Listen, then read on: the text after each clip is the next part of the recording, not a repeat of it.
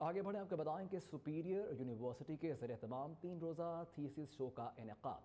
Thesis show के दूसरे रोज़ भी फ़न और डिज़ाइन के शौकीन अफराद नई महारत, आइडियाज़ और जदीदियत देखने के लिए बड़ी तादाद में शिरकत कर रहे हैं।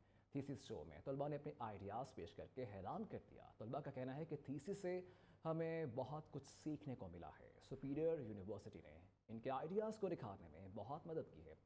तफसीलात बता रहे हैं हमारे नुमाइंदे अवैस गुज्जर। जी Awais. District school of art and design के थीसिस शो 2025 का आज दूसरा रोज़ है। दूसरे रोज़ में अगर बात की जाए तो मुख्तलिफ डिपार्टमेंट्स की जानिब से जो बच्चों की जानिब से जो यहाँ पर थीसिस लगाए गए हैं उनको खूब सराहा जा रहा है। मुख्तलिफ जामियात के असातिज़ा और तलबा जो है वो थीसिस शो को विज़िट भी कर रहे हैं। और दूसरी जानब अगर बात करते हैं इंडस्ट्री के हवाले से तो मुख्तलिफ शोबा है, ज़िंदगी से ताल्लुक़ रखने वाली शख्सियात और सरमायाकारों की बड़ी तादाद जो है वो यहाँ पर विज़िट कर रही है। स्टूडेंट हमारे साथ मौजूद हैं, उनसे बात करेंगे इस हवाले से कि थीसिस के हवाले से क्या कहना चाहते हैं। एग्जैक्टली अस्सलाम वालेकुम, मेरा नाम नाइमा मंसूर है और मैं बीएस टेक्सटाइल डिज़ाइन की स्टूडेंट हूँ।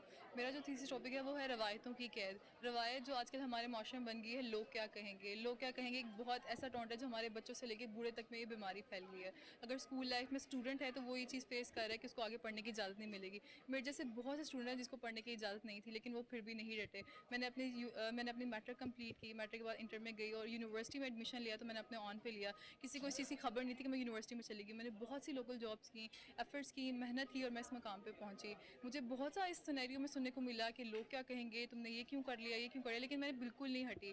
मैंने बहुत सी एफर्ट करने के बाद इस मकाम पे पहुंची। मैंने ये थीसिस किया, मैंने अपनी जब प्राइमरी रिसर्च की और मैंने बहुत सी आसपास की लड़कियों को देखा जो इस प्रॉब्लम में फेस कर रही हैं, जिनकी डिवोर्स का मामला है, वो आगे नहीं बढ़ना चाहिए थी, लेकिन अल्हम्दुलिल्लाह मुझे जो अपनी अवेयरनेस यहाँ से मिली, मेरी फ्रेंड्स अपनी एजुकेशन स्टार्ट कर दी। मैं अपने खानदान की पहली वो लड़की हूँ जो ग्रेजुएट हुई हूँ। मेरे बाद जो लड़कियाँ आ रही हैं वो ग्रेजुएट होंगी इंशाल्लाह, और आने वाली नस्लें भी ग्रेजुएट होंगी। मेरा मैसेज देने का मकसद यही था कि हम इस बीमारी से निकलें और इंशाल्लाह मैं इसी काम को आगे लेके चलूँगी। मैंने अपनी ही इमेजेस के थ्रू से अपना प्रोडक्ट बनाया है।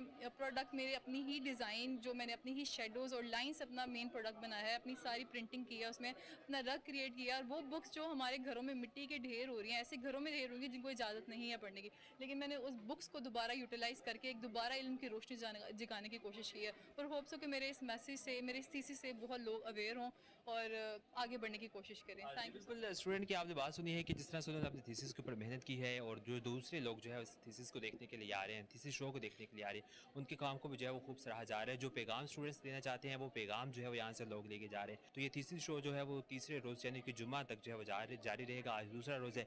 दूसरे रोज़ भी जो है वो शहरियों की बड़ी तादाद जो है वो थीसिस शो में शिरकत कर रही है और स्टूडेंट्स के काम को देखकर, सुपीरियर यूनिवर्सिटी की मेहनत को देखकर जो है वो उसे खूब सराहा जा रहा है। जी।